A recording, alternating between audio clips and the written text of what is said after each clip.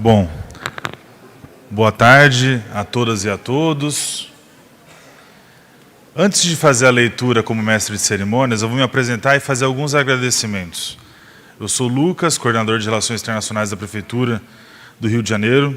Gostaria de primeiro agradecer ao secretariado da UEDP, ao nosso co-presidente, prefeito de Grenoble, o futuro presidente, prefeito de Valongo.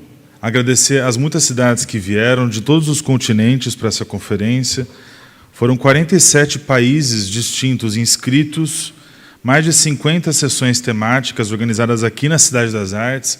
Gostaria de agradecer à presidente da Cidade das Artes,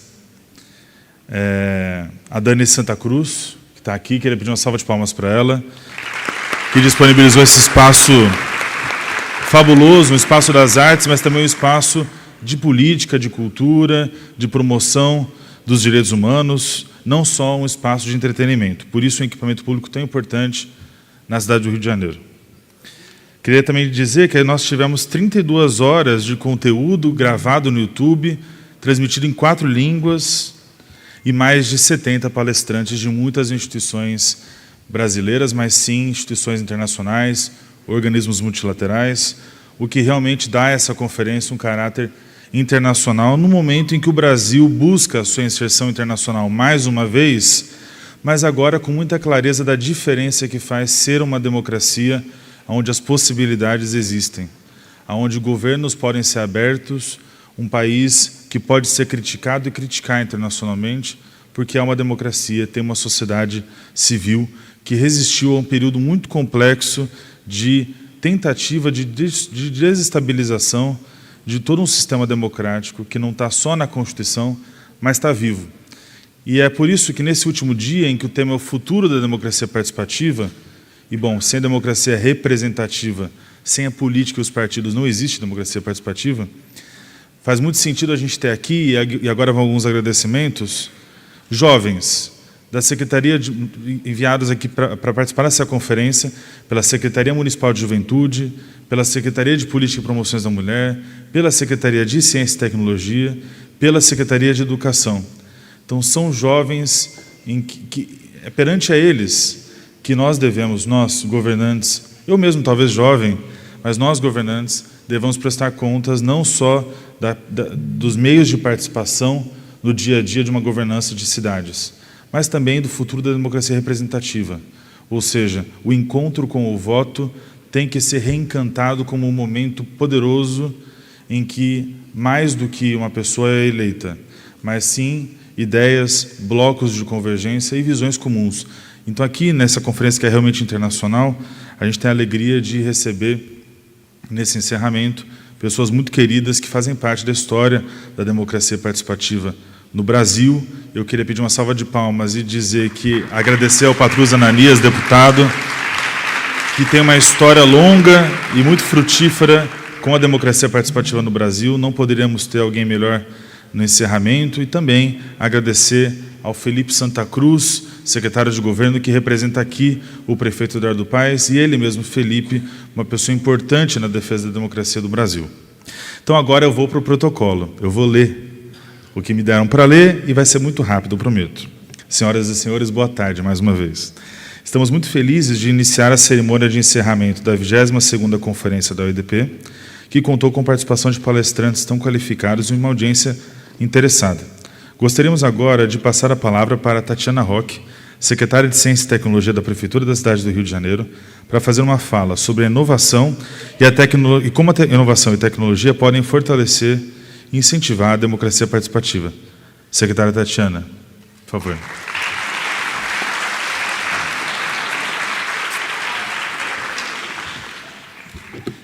Bom, gente, boa tarde. Boa tarde, gente. É um prazer estar aqui nesse auditório tão diverso, né, e nessa conferência tão importante para a nossa cidade. Agradecer o convite, a organização de todo o setor aqui de Relações Internacionais, né, no nome do Lucas Padilha, da Carol Tendler. Essa realmente foi uma iniciativa da Prefeitura que eu acho que é muito louvável para a gente incrementar esses mecanismos de democracia participativa, até porque Eu acho que uma das soluções para a crise democrática que a gente vive, né, e é preciso reconhecer isso, é aprofundar a democracia. Né? A gente não vai resolver o problema da crise da democracia com menos democracia, obviamente, e sim com mais democracia. Então, a gente experimentou isso no Brasil há pouco tempo atrás, e a gente viveu as consequências dessa crise da democracia de uma maneira muito dramática. Então, é muito importante que, nesse momento de retorno da democracia, a gente consiga pensar em mecanismos para aprofundar a democracia. E eu queria falar aqui, rapidamente, desde esse ponto de vista da ciência e da tecnologia, porque eu acho que é importante que a gente enxergue que, nesse momento atual, especificamente, a gente tem uma relação entre ciência, tecnologia e democracia que não é muito antiga, né, que é algo novo que se apresenta diante de alguns problemas, de alguns desafios que a nossa sociedade enfrenta, que são desafios bastante recentes. Então, queria falar um pouquinho disso, e aproveitando para me dirigir aqui ao público jovem que a gente tem aqui, estudantes, né, acho importante a gente se dirigir a essa juventude, adolescentes, que eu estou vendo que tem aqui, estudantes municipais, para a gente entender, gente, que democracia é um sistema complexo, né, elaborado, não é uma coisa simples. E, justamente por isso, ele tem muitas qualidades. Em primeiro lugar, democracia não significa apenas a gente eleger os nossos governantes. Né? A gente vai lá e vota no prefeito, ou vota no governador, ou vota no presidente de 4 em 4 anos e deixa para lá. Né? Não é isso que é democracia. Para a gente realmente exercer a democracia, além de votar, claro que votar é essencial. A gente eleger nossos representantes é essencial. Mas, além disso, a gente precisa acompanhar as políticas que são elaboradas, efetuadas por esses governantes. E, além disso, tem vários órgãos que são encarregados dessa intermediação, dessa mediação entre a população e os governantes. Né? Então, a gente tem várias instituições, algumas delas eleitas e outras não. Das instituições eleitas, nós temos, por exemplo, o poder legislativo. Né? Junto com o prefeito, a gente elege o quê? Vereadores. Junto com o governador, a gente elege deputados estaduais. Junto com o presidente, a gente elege deputados federais. Né? São pessoas que são eleitas para fazer leis e também para fiscalizar o poder executivo. Além dessas instituições legislativas, nós temos outros órgãos que não são eleitos e que, muitas vezes, são órgãos compostos de especialistas. Aí já vou entrando no meu tema aqui da ciência e da tecnologia. Né? Esses órgãos de especialistas são quais? Por exemplo, a gente viveu, há pouco tempo, uma pandemia.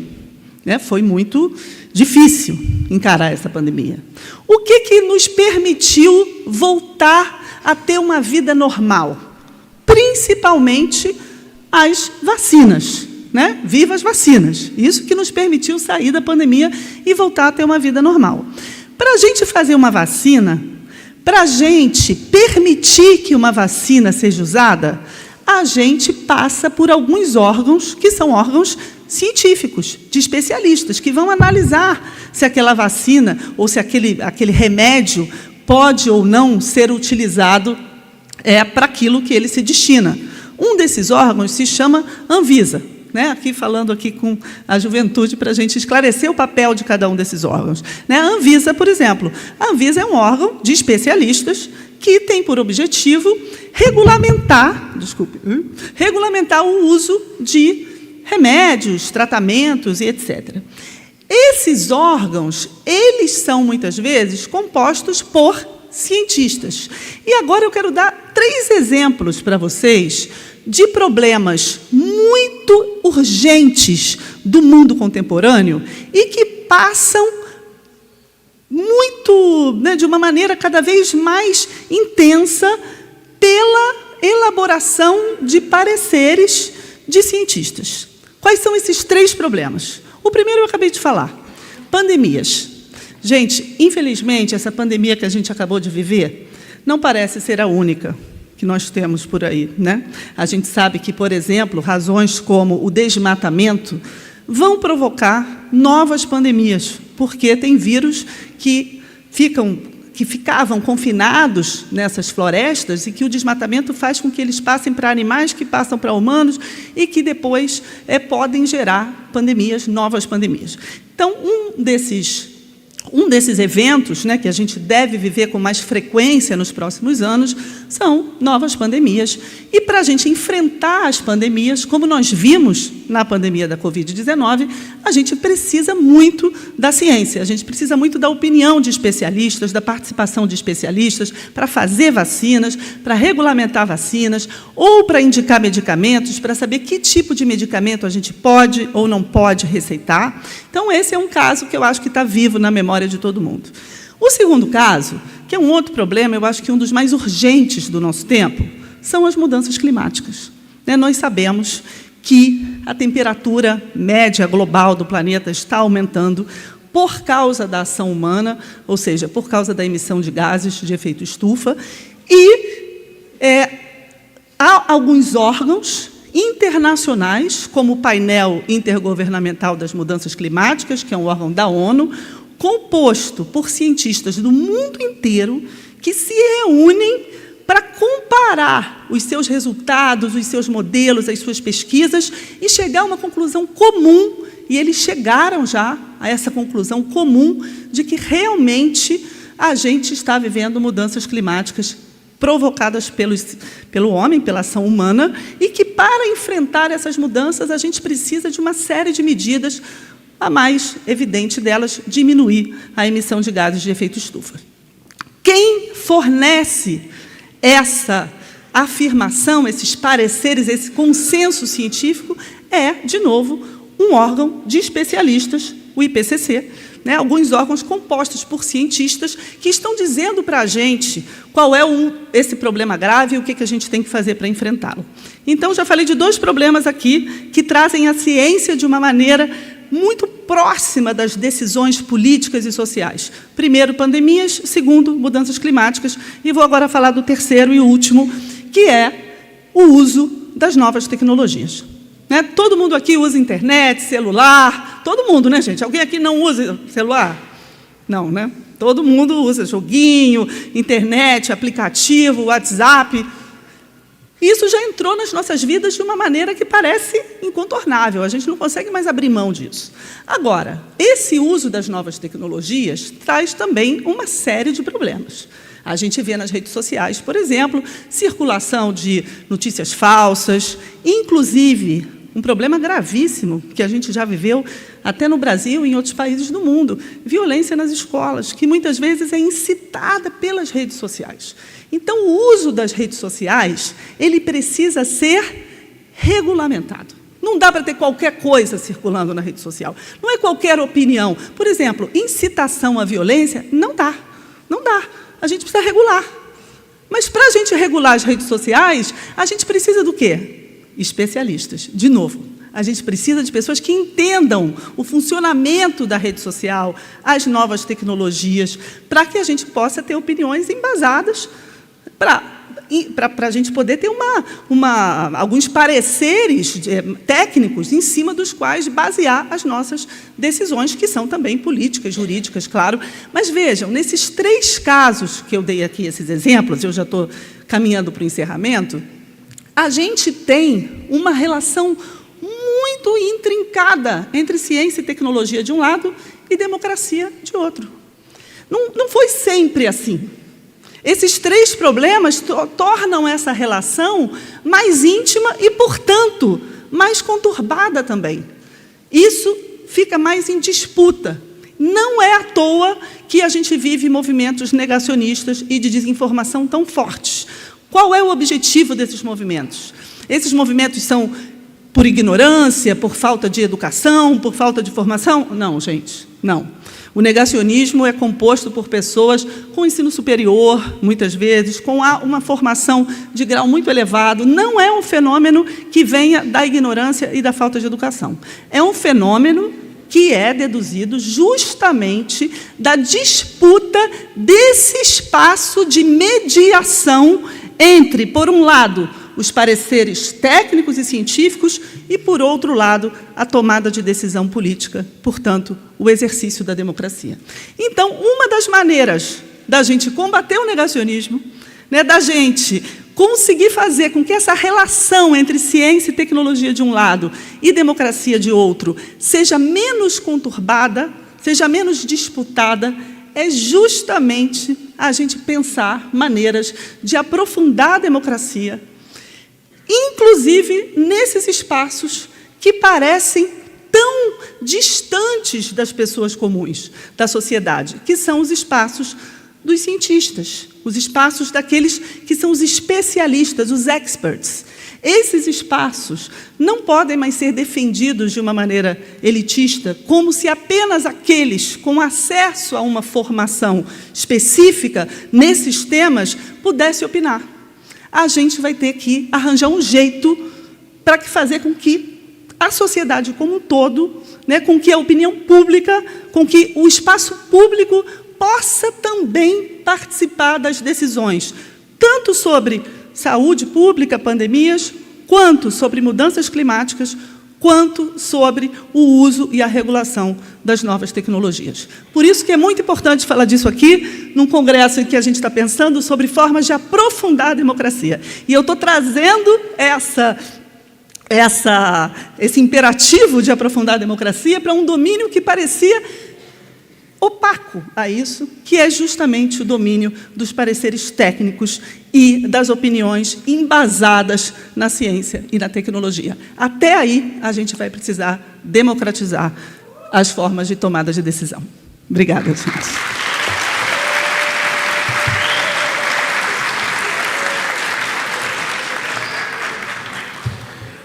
Obrigado, secretária. Bom, ao longo dos últimos dias, discutimos sobre métodos de participação e deliberação.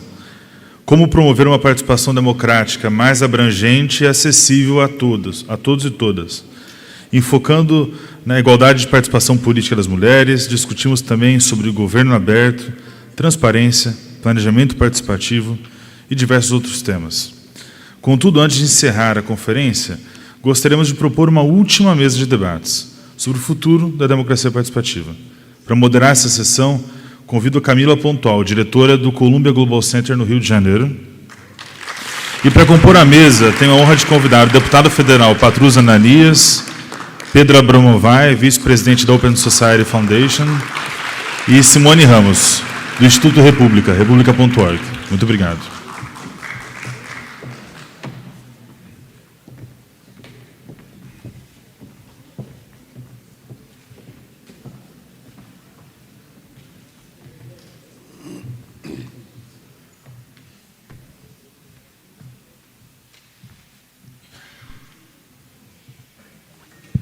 Está funcionando? Tá. Estava funcionando? Agora.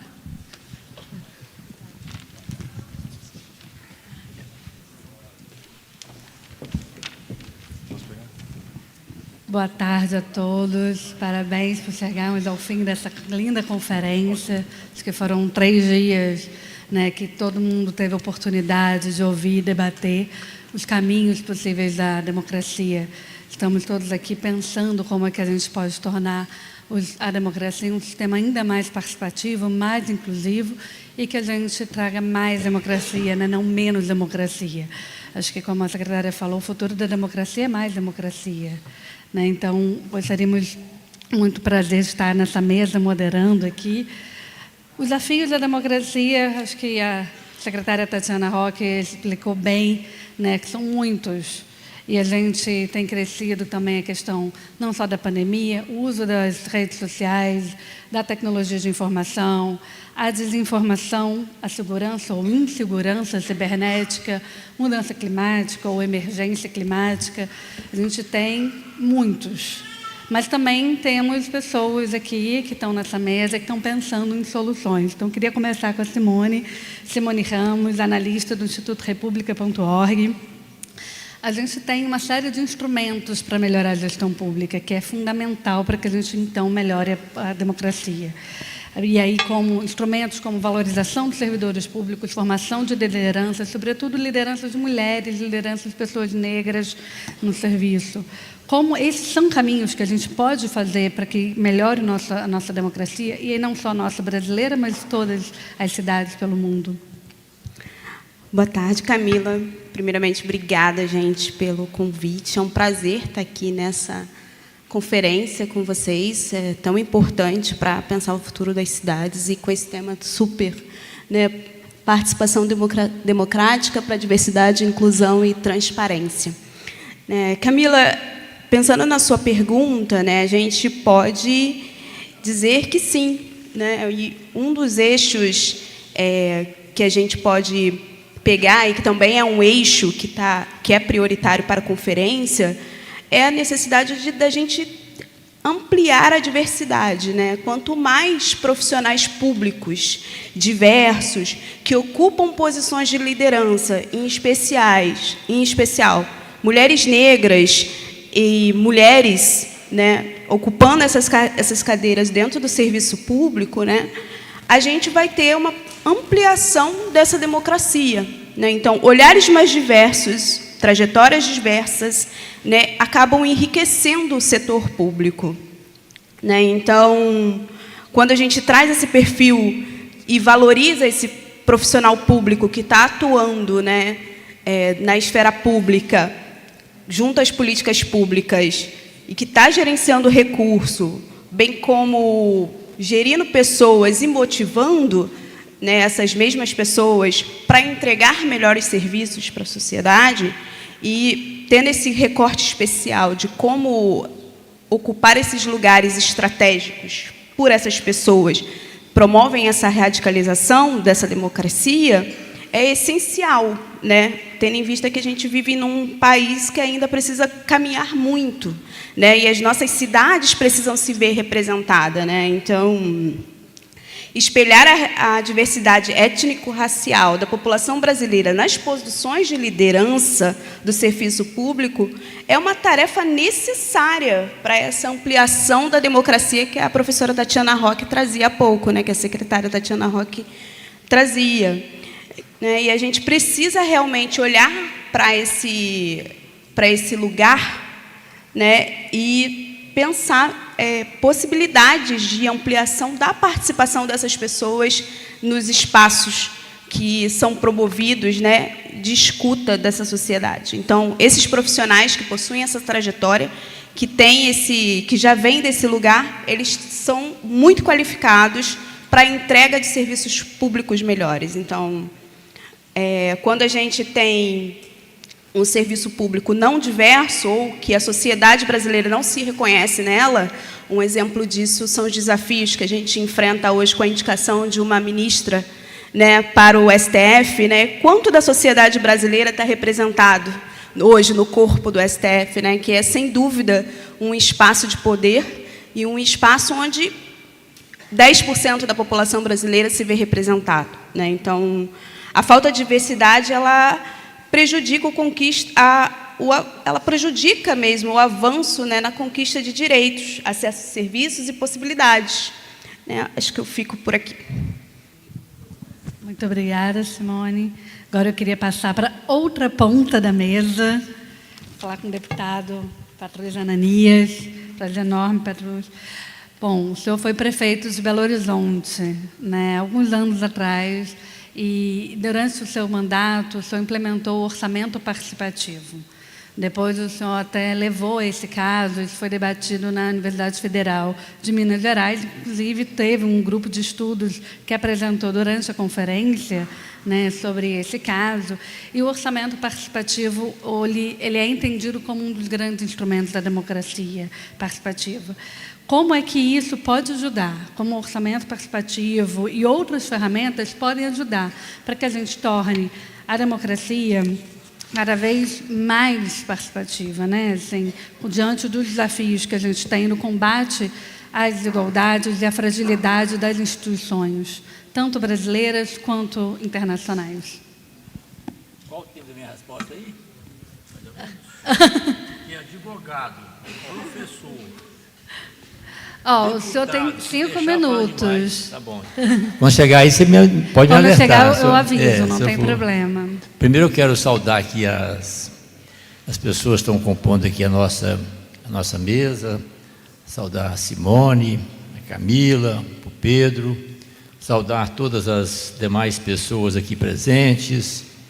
Quero saudar a todos aqui na pessoa do Dr. Felipe Santa Cruz, que tão bem presidiu a Ordem dos Advogados do Brasil, hoje servindo aqui ao Estado do Rio de Janeiro. Na pessoa dele eu quero saudar todas as demais pessoas aqui presentes, né? Bom, nós tivemos realmente em Belo Horizonte, quando fui prefeito da capital de Minas, essa experiência muito positiva do orçamento participativo. O orçamento participativo toca num ponto fundamental, que, a meu ver, é o mais difícil e desafiador de todos, a questão orçamentária. Tanto que nós falamos em orçamento participativo. Eu agora estou propondo a gente alargar mais, falarmos de planejamento e orçamento participativo, ou seja, a participação popular, a participação efetiva da sociedade, ocorrer também nas leis, nas discussões e nas leis que preparam o orçamento. Os planos plurianuais, as leis de diretrizes orçamentárias. O que nos move aí é uma compreensão de que as pessoas que pagam impostos, as pessoas que mantêm o Estado, seja no seu plano municipal, Rio de Janeiro, seja no plano estadual, seja no plano nacional, as pessoas que vivem, que exercem a sua cidadania, que respeitam as leis e que mantêm o Estado, como eu disse e reitero, com seus tributos, impostos, elas têm que ter uma participação maior e mais efetiva. Já foi dito aqui que votar uma vez a cada 2 anos, e votar bem, votar com consciência, é muito importante, mas é pouco para quem mantém a sociedade, né, com seus impostos, tributos, né, com a sua vida comunitária, exercendo as suas, com dignidade e honestidade, as suas atividades profissionais, né? Então, nós abrimos esse espaço em Belo Horizonte para que as pessoas debatessem conosco o orçamento, onde e como aplicar o dinheiro público. Aí nós abrimos as contas, os recursos são esses. As pessoas ficam sabendo de onde vem e para onde deve ir, participam efetivamente da decisão para onde deve ir o dinheiro público, quais são as prioridades.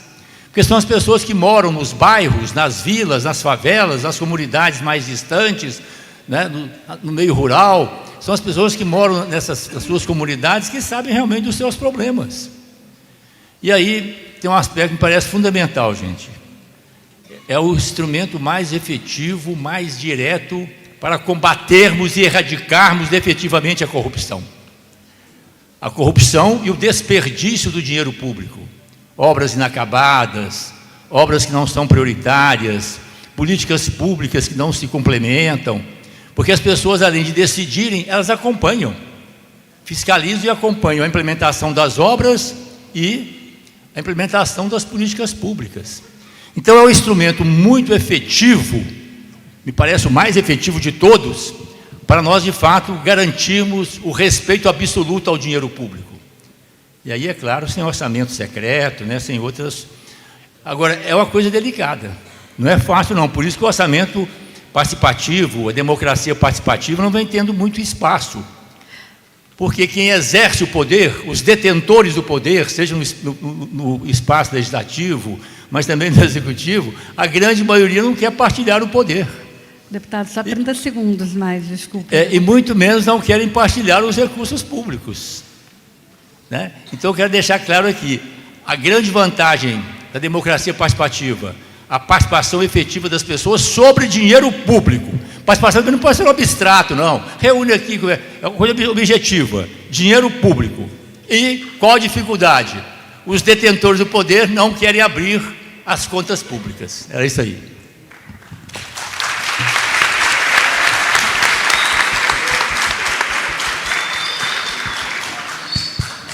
Muito obrigada, deputado. Passar agora para o Pedro Abramovay, vice-presidente da Open Societies. A gente vive um momento que a gente tem cada vez mais acesso à informação, mas, ao mesmo tempo, cada vez menos acesso à informação de confiança, né? As fake news, tudo a gente tem visto, não só no período eleitoral, mas durante todos esses anos todos. Como é o papel da sociedade civil organizada para garantir uma confiabilidade maior nas informações e combater essa questão que afeta tanto a nossa democracia? Boa tarde. E queria cumprimentar o deputado Patrus, uma honra enorme poder estar aqui ao seu lado. Para quem não sabe, principalmente os mais novos, o deputado Patrus não só foi prefeito de Belo Horizonte, mas também foi o ministro responsável pela criação do Bolsa Família no Brasil. Então, todos e todas os brasileiros devem muito ao trabalho do deputado. Simone, Camila. Eu acho que o deputado trouxe aqui o tema do orçamento participativo e, sem dúvida, o orçamento participativo foi um grande avanço, né, no debate sobre democracia. Quer dizer, a democracia... E aí, não é à toa que ele surge no Brasil. Não sei se... Né, não todo mundo sabe disso, mas a ideia de orçamento participativo surge no Brasil logo depois da ditadura militar. Quer dizer, essa sensação de que havia uma democracia renascendo no país e que era preciso oferecer para as pessoas algo mais do que simplesmente votar há 4 anos, gerou uma das maiores inovações e mais interessantes para a democracia, que foi esse processo na qual a própria população podia participar da definição das prioridades orçamentárias. Mas, claro, com o tempo, várias questões, vários problemas e várias críticas foram surgindo e a gente tem que refletir sobre elas, né?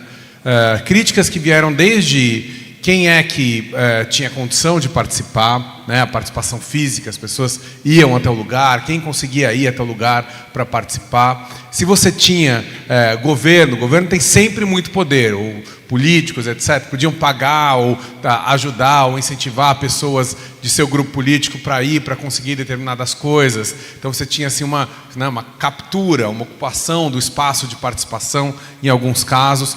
Isso faz parte do processo, ainda é um processo muito inovador, interessante, mas isso foi aparecendo como problemas a serem resolvidos.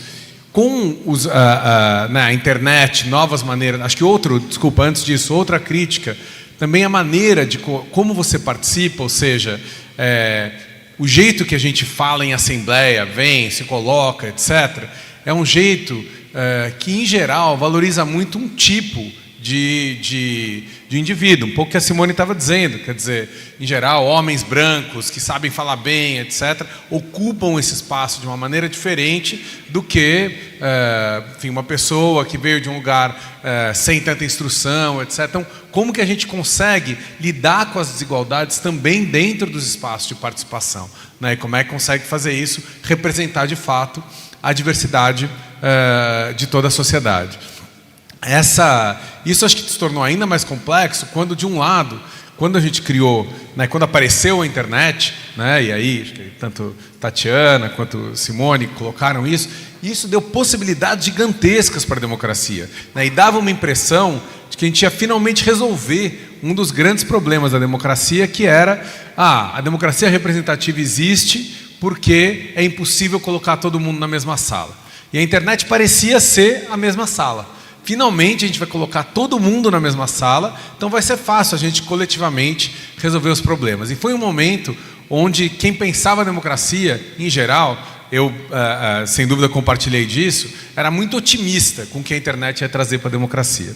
E acho que trouxe muitas coisas, trouxe acesso à informação, abriu possibilidade para novas lideranças, sem dúvida, né? Novos movimentos. Mas também a gente viu que os movimentos que surgiram a partir da internet tinha uma capacidade de destruir o que era velho, né? E isso é sempre importante, ou quase sempre, de destruir o que era velho muito maior do que de construir o que era novo.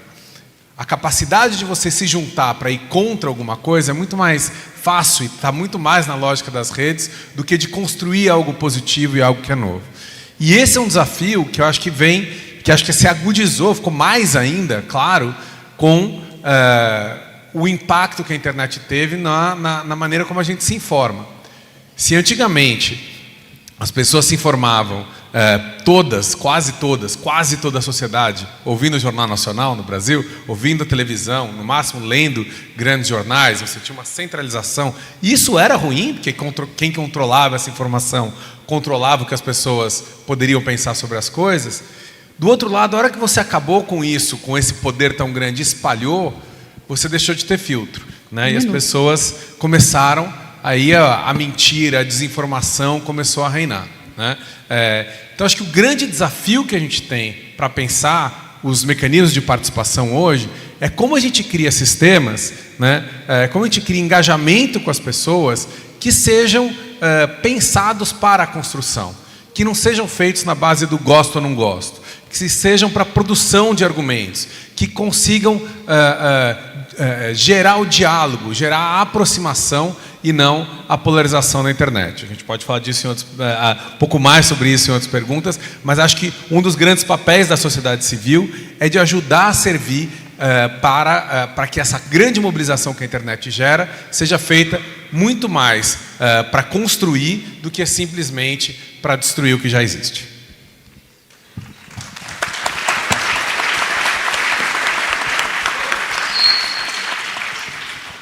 Obrigada. Vou manter a mesma ordem agora para as nossas palavras finais. Essa foi uma mesa curtinha. Primeiro a Simone, depois o deputado, depois o Pedro. A gente teve aqui uma participação, a gente está com uma participação de uma galera super jovem, mas também de vários prefeitos, vice-prefeitos, representantes de cidades do mundo inteiro. E aí eles já tiveram 3 dias agora de conferência. Depois desses 3 dias, o que vocês gostariam que eles levassem para as suas cidades, para as suas comunidades, para as suas escolas, para as suas áreas, né, como uma lição para que a gente possa ampliar a democracia participativa? Também 5 minutinhos cada. Acho que de fala final, né, de participação, acho que eu deixaria que a diversidade, né, como coloquei na minha primeira fala, ela aprimora o serviço público, ela torna o setor mais inclusivo, ela traz preocupações para os resultados que estão sendo alcançados nas políticas públicas, e ela tende a trazer respostas para as demandas que são concretas e colocadas para a sociedade, né, para quem está ocupando as cidades. Recentemente saiu uma pesquisa da Datafolha, onde ela dizia que aproximadamente 86% da população brasileira, dos respondentes, no caso, não se identificavam, né, com os seus líderes, né, com os servidores públicos que estavam ocupando cargos de liderança. Isso é muito sintomático, porque a população está dizendo que não se reconhece dentro dessa esfera pública, né? E aí é que está o grande desafio para quem está na gestão pública hoje, produzindo política pública, pensando a política pública, de como tornar esses espaços, de como tornar os serviços públicos, de como valorizar esse serviço público a partir de uma perspectiva diversa, né? Entendendo a diversidade, e aí a diversidade a gente falando detidamente sobre equidade de gênero, né, que é uma agenda super necessária para que a gente precisa avançar. A gente sabe que ainda hoje as mulheres no serviço público brasileiro, em especial nos municípios, elas são maioria, mas elas estão ocupando muitos cargos ligados à categoria do cuidado e muitas vezes não estão em cargos de liderança. A gente já tem evidências de que quando as mulheres ocupam cargos de liderança, elas têm uma preocupação muito mais voltadas e elas desenvolvem políticas melhores, tanto na educação, saúde, né, com problemas sociais coletivos, né? Quando a gente também tem a inclusão de pessoas, em especial mulheres negras, em cargos de liderança, né, a gente cria possibilidades que essas pessoas estão olhando para outros paradigmas sociais que geralmente não estão sendo olhados historicamente dentro da gestão e da administração pública, e trazendo um recorte especial aqui para o nosso caso brasileiro. Então, acho que entender que essa radicalização da democracia participativa, né, como o Datafolha e essa pesquisa da Datafolha já indicou para a gente, passa por essa perspectiva de ampliação da diversidade dentro do setor público e da valorização desses profissionais públicos que já estão dentro da esfera pública atuando, mas que ainda não chegaram aos cargos de liderança, que são os cargos decisórios, né, que tem essa tomada de decisão que impacta diretamente, né, a sociedade, as cidades, os cidadãos. Muito obrigada.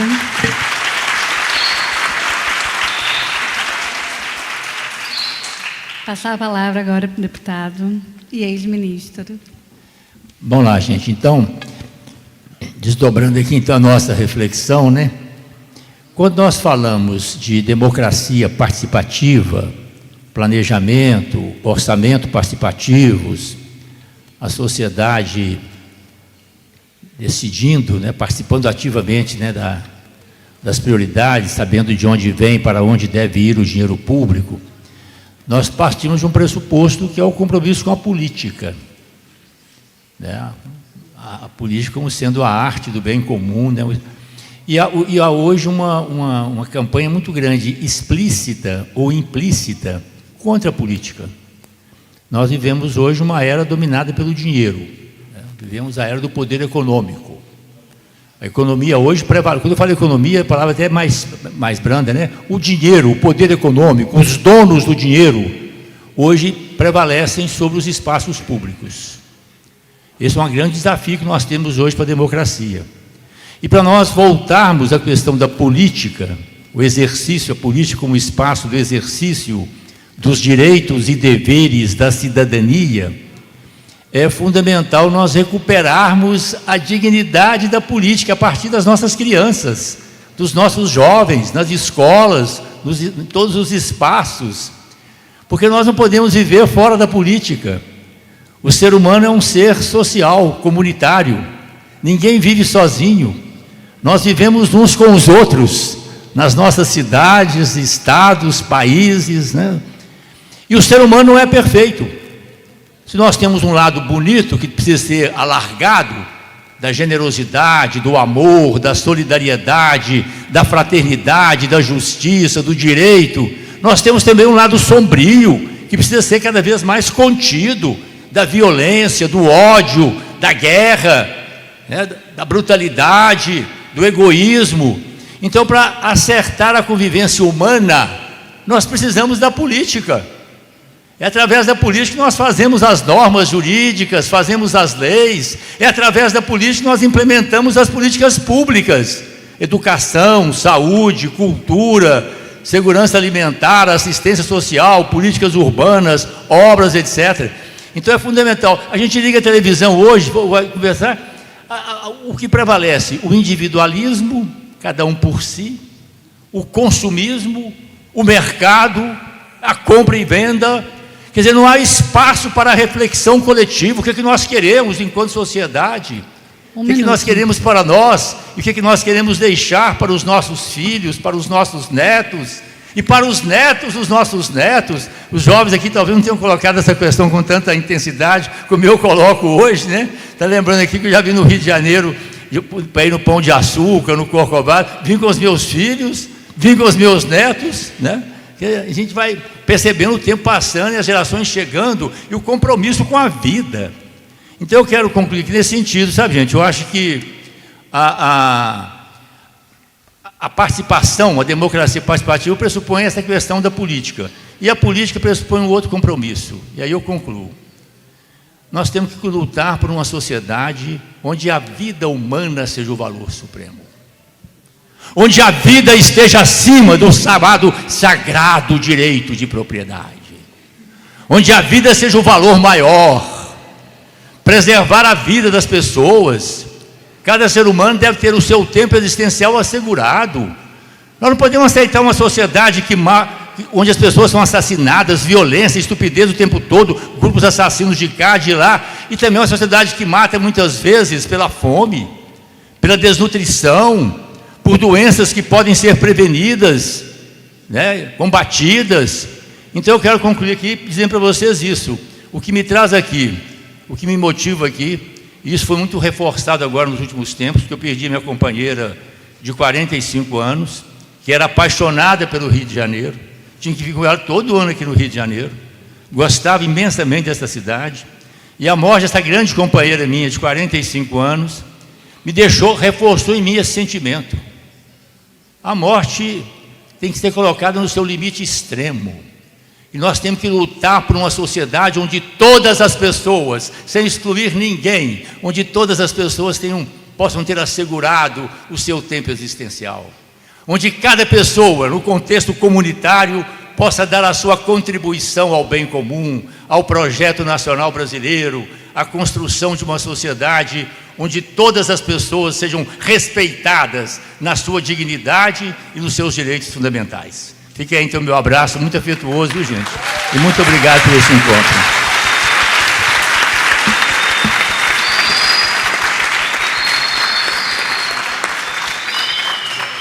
Bom, difícil. Pedro, agora as suas palavras finais. Eu acho que eu vou retomar justamente o ponto que o deputado Patrus trouxe, que é o da valorização da política. E acho que isso é absolutamente fundamental no momento onde o Brasil viu a sua democracia por um triz, né? E isso acontece em muitos lugares do mundo, né? A gente vê hoje vários países que têm a sua democracia por um triz. E isso acontece não, quer dizer, em alguns lugares sim por golpes de Estado, mas na maioria dos lugares, não por golpes de Estado como a gente já viu antes, mas por meio do voto, por meio da eleição, né? Então a gente vê o próprio voto gerando uma ameaça à democracia, o que parece ser uma contradição em termos. Mas não é, porque a política justamente vai além do voto.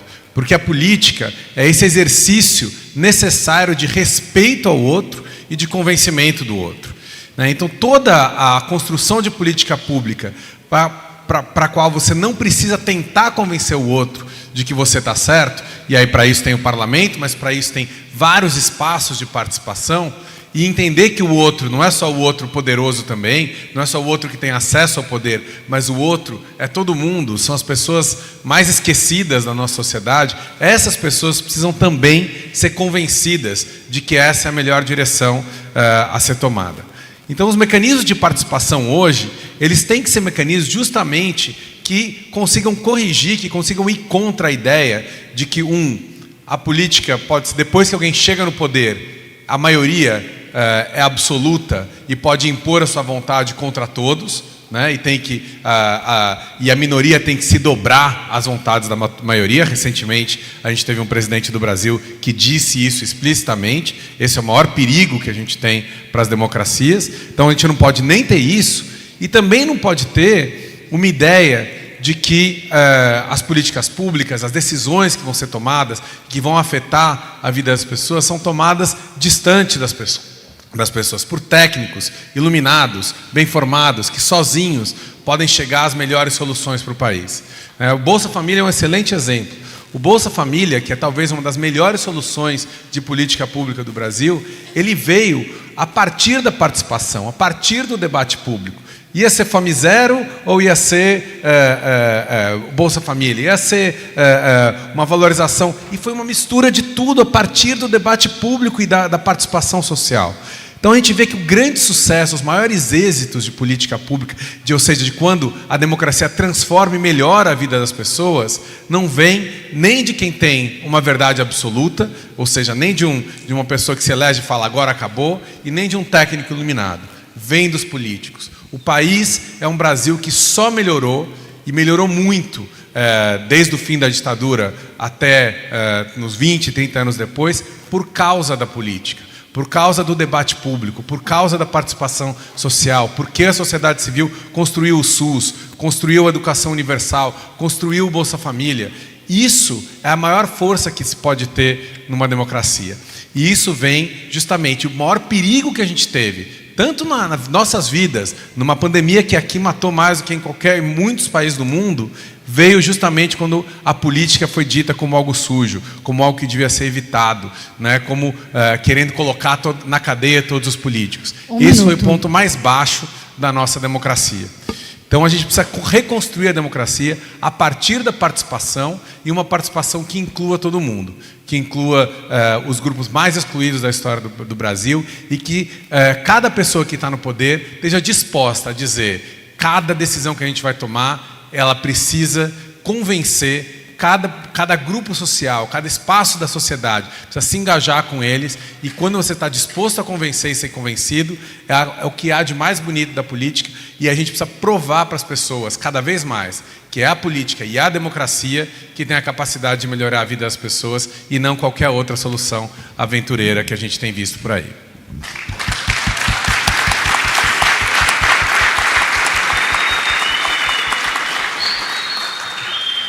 Muito obrigada, agradeço enormemente a todos os panelistas, agradeço também enormemente a Prefeitura do Rio de Janeiro, aqui na figura do Lucas Padilha, da Carol Tengler, da Coordenadoria Geral de Relações Internacionais, toda a sua equipe. Muito obrigada e bom final de evento.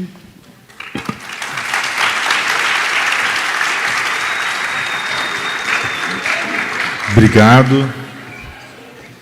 Bom, chegando ao fim, quase, agradecemos aos nossos ilustres convidados pelo excelente debate. Gostaria de chamar a Sinara Rúbia, que é presidente do MUCAB, para ler mais uma das grandes entregas dessa conferência, a declaração final da 22ª Conferência do Observatório Internacional da Democracia Participativa, aprovada por unanimidade na Assembleia Geral do OIDP.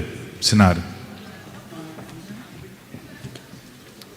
Boa tarde a todos e todas presentes. Vou dar início à leitura. Comprometidos com a Agenda 2030 e com o Pacto para o Futuro da CGLU, colocamos a democracia local no centro da ação e sublinhamos a importância da representação e da participação. As delegações presentes registram que os valores democráticos, as cartas das Nações Unidas e dos direitos internacional humanitário estão cada vez mais sob pressão em países do Norte e do Sul e têm sido diretamente violados pelas partes em guerras regionais, como conflitos Rússia-Ucrânia, Hamas e Israel. Nesse sentido, associamos-nos a recente resolução das Nações Unidas para um cessar-fogo em Gaza e a resolução pacífica do conflito, bem como transmitimos apoio à instituição das Nações Unidas e ao seu secretário-geral. Os cidadãos desconfiam cada vez mais da eficiência e da equidade da política partidária e da ação governamental, local e nacional, corroendo a própria base da governação representativa, um processo que impede governos diversificados, transparentes e abertos. A disseminação de notícias falsas e deepfakes por indivíduos e instituições que utilizam as redes sociais e a inteligência artificial, lucrando com a falta de transparência dos seus algoritmos, polariza e tensiona a opinião pública, aumentando os riscos para o pensamento independente, a política partidária, a democracia participativa e o jornalismo profissional, atividades vitais nas e para as sociedades abertas. Os direitos sociais, as infraestruturas básicas, os bens e serviços públicos englobados na nova agenda urbana e nos Objetivos de Desenvolvimento Sustentável para 2030 são postos em causa pelas alterações climáticas e carecem de financiamento público e privado adequado, especialmente no sul global, prejudicando ainda mais a solidez fiscal e política dos governos locais. As cidades e outras partes interessadas comprometem-se no âmbito das suas competências a promover uma cultura democrática e participativa, implementar mecanismos de participação efetiva dos cidadãos, inclusão de todos os grupos, a qualidade da igualdade e reforçar a atenção para os grupos vulneráveis, migrantes, jovens, crianças, mulheres, promover a transparência e governo aberto, promover mais respeito pelos direitos humanos, promover maior contribuição para a rede do OIDP, reforçar a colaboração entre cidades, governos locais e regionais, espírito de solidariedade e esperança. Os governos locais e regionais apelam aos governos nacionais e às organizações internacionais a promover a governança inclusiva, participativa e responsável, fomentar mecanismos de democracia participativa e deliberativa a nível nacional e internacional, financiar e disponibilizar recursos para projetos de intercâmbio, de experiência e divulgação de boas práticas, promover a regulamentação necessária para o funcionamento das grandes plataformas de redes sociais, promovendo um debate sobre o papel das redes sociais na economia global e evitar que os algoritmos favoreçam a propagação de ideias extremistas. Por fim, incentivar a regulamentação para garantir a liberdade de expressão, de opinião e informação, evitando a utilização de algoritmos para difundir ideias extremistas. Obrigada pela atenção.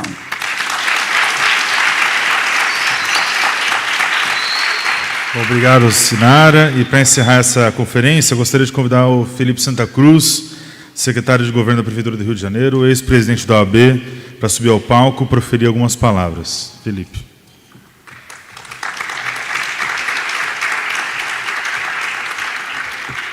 Boa tarde a todos. Eu estava sentado ali vendo, confesso que chorei um pouco ao ouvir o Patrus, e pensando na beleza da vida, que é uma discussão sobre democracia participativa, poucos meses depois da democracia quase ter sido derrotada no Brasil. Ou seja, poderia parecer uma contradição estarmos reunidos, convidados do mundo todo, discutindo avanços na democracia, quando mesmo a democracia formal, que foi dita aqui pelo Pedro, que nós julgávamos levar ao povo uma série de benefícios da Constituição de 88, que tem 33 anos, nós discutimos que mesmo essa democracia formal estava em risco no nosso país. Eu tenho usado a imagem de um filme do Woody Allen, que é Match Point, onde a bola bate numa rede e pode cair para qualquer um dos dois lados.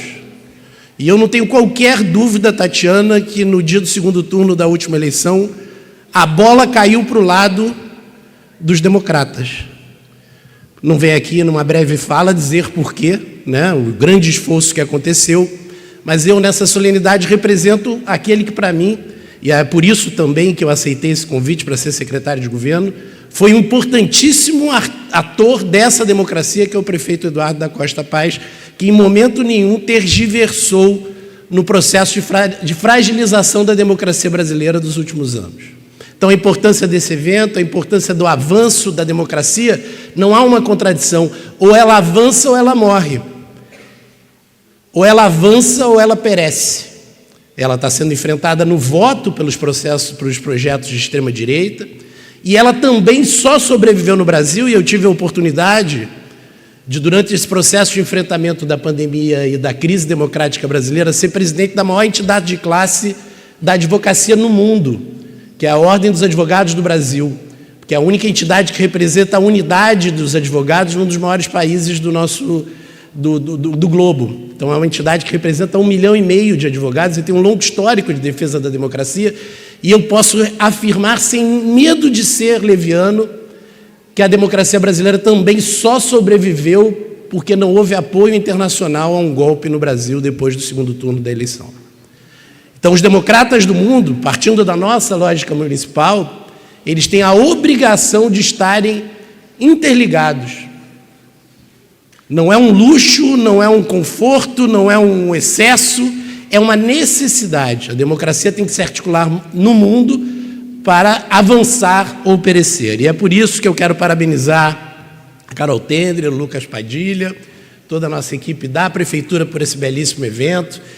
Parabenizar aqui, pelo perdão de ser insuspeito, a organização aqui da Cidade das Artes, que também é democratizante, né? Eu estou aqui falando da gestão da minha esposa, da Daniela Santa Cruz, que é uma gestão que tem feito dessa casa uma casa de múltiplos eventos, de múltiplos debates. Quero aqui parabenizar, com perdão aqui da nota caseira, e dizer que estamos, eu e todos nós, liderados pelo nosso prefeito, muito felizes em compartilhar que essa 22ª conferência da OIDP, que se encerra hoje, contou com a audiência de mais de 750 pessoas presencialmente, provenientes de 47 países distintos dos 4 cantos do mundo. Contamos com um total de 50 sessões temáticas e mais de 60 palestrantes, sem os quais essa conferência não teria sido o sucesso e não teria sido tão relevante quanto foi. Todas as sessões das salas foram gravadas, somando mais de 32 horas de conteúdo sobre defesa da democracia participativa para cidades e governos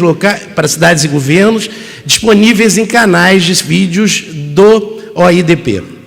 Todos os esforços e dedicação culminaram nessa bela declaração final que acabou de ser lida e que acabamos de ouvir. Esperamos que tenham sido dias muito proveitosos para todos e todas. Toda a audiência que esteve aqui na nossa cidade maravilhosa nos últimos 3 dias, em busca de mais conhecimento técnico a respeito da democracia participativa e do reforço de laços de parceria e amizade. Conferências como essa são ricos momentos de troca, que fortalecem as relações políticas, econômicas e comerciais entre cidades do mundo que enfrentam desafios similares.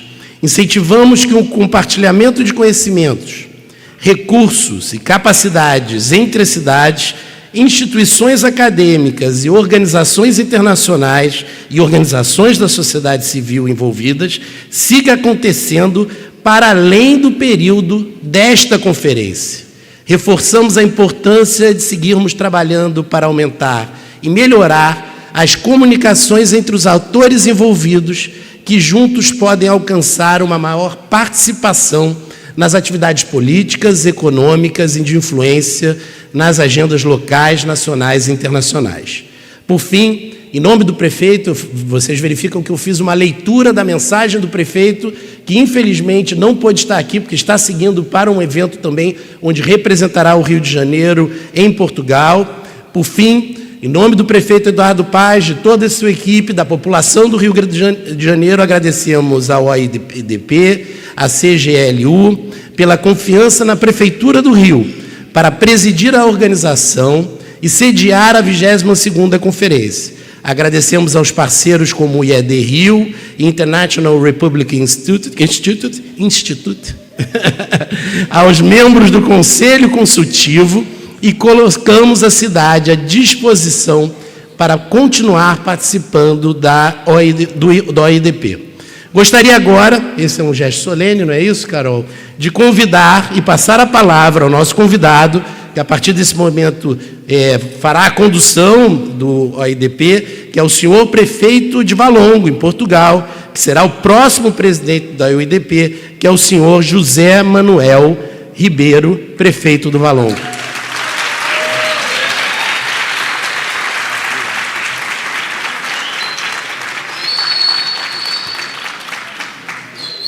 Boa tarde a todos e a todas.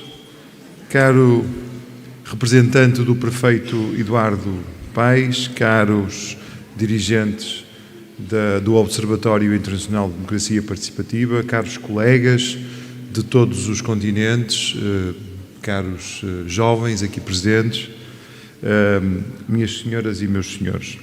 Quero, antes de mais, saudar a organização desta 22ª Conferência Internacional do Observatório Internacional da Democracia Participativa.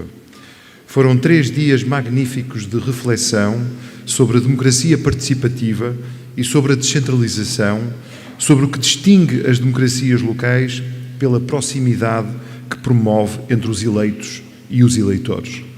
Parabéns ao Rio de Janeiro, parabéns à sua prefeitura, parabéns à equipa que organizou esta conferência nesta cidade maravilhosa. Muito obrigado.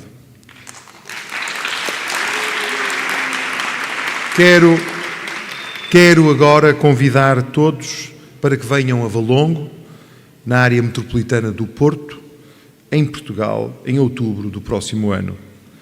Para que venham ao noroeste de Portugal em 2024, no ano em que o meu país comemora 50 anos de liberdade, de democracia e de Estado de Direito e de poder local democrático, depois dessa revolução de 1974, uma revolução feita com cravos, com paz e com amor.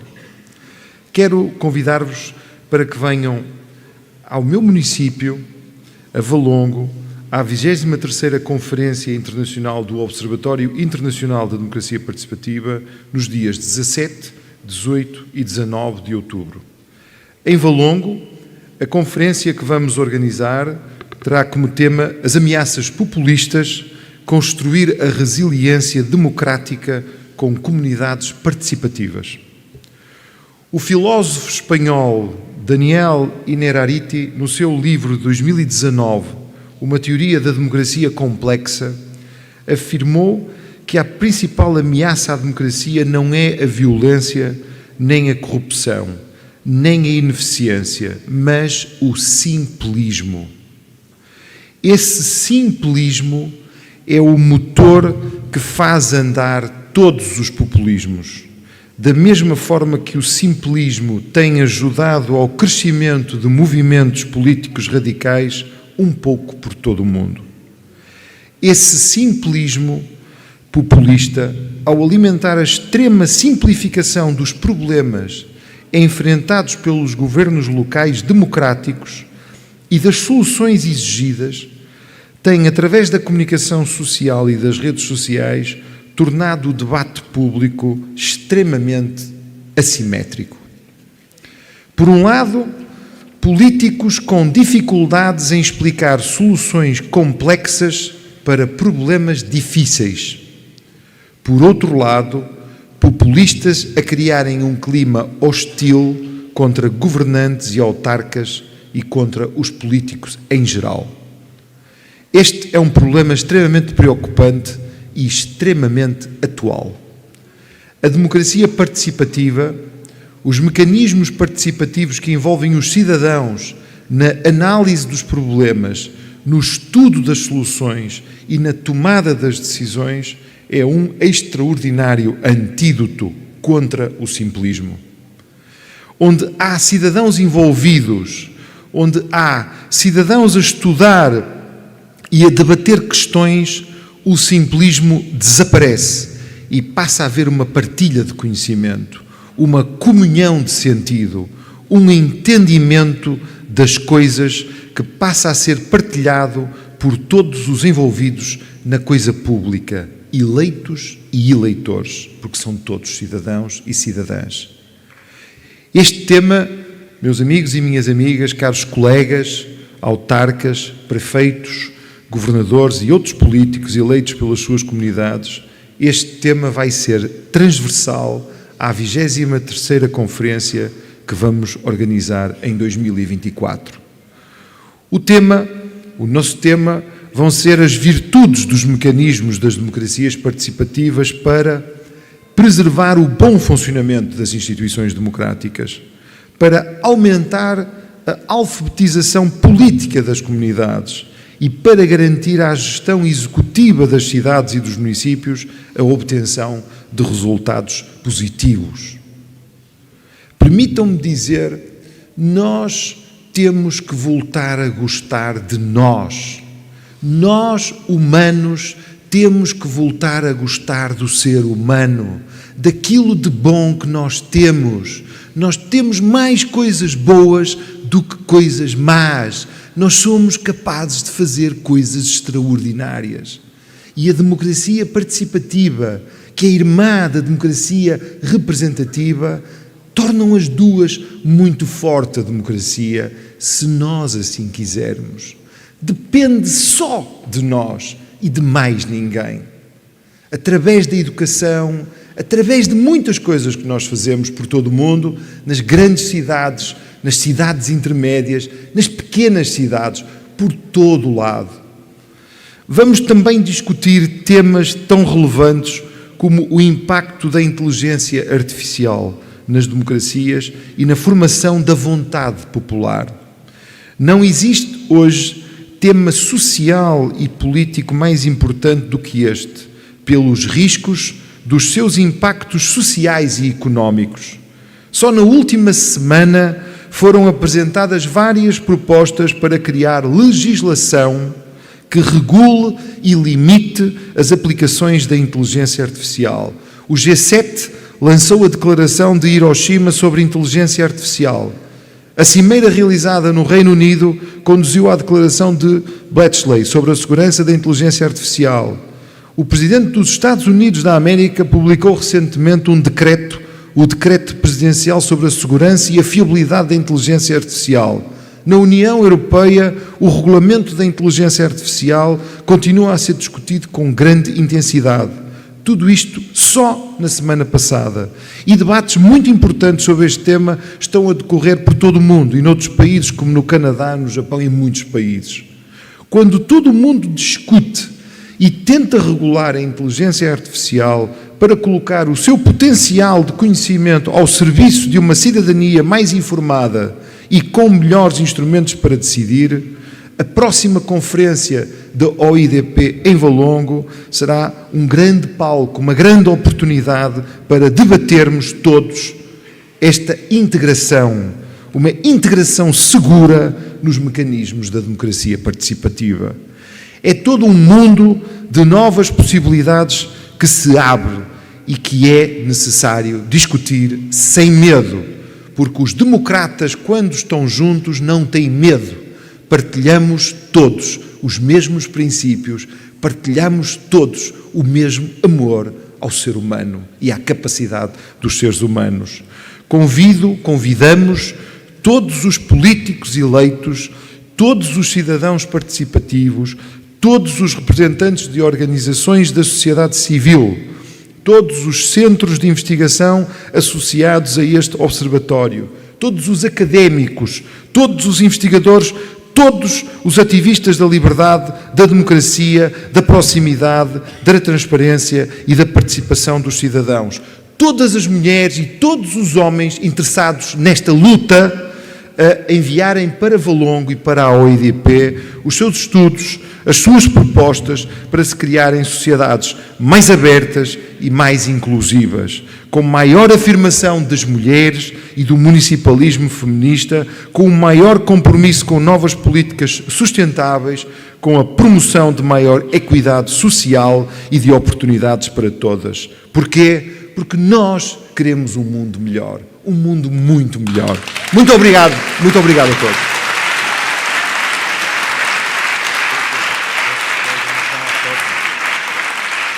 Bom, Felipe, vamos tirar uma foto com o prefeito, fazendo assim, enfim, a transmissão do Rio de Janeiro para Valongo e encerrar a conferência OIDP de 2023. Muito obrigado a todos e a todas.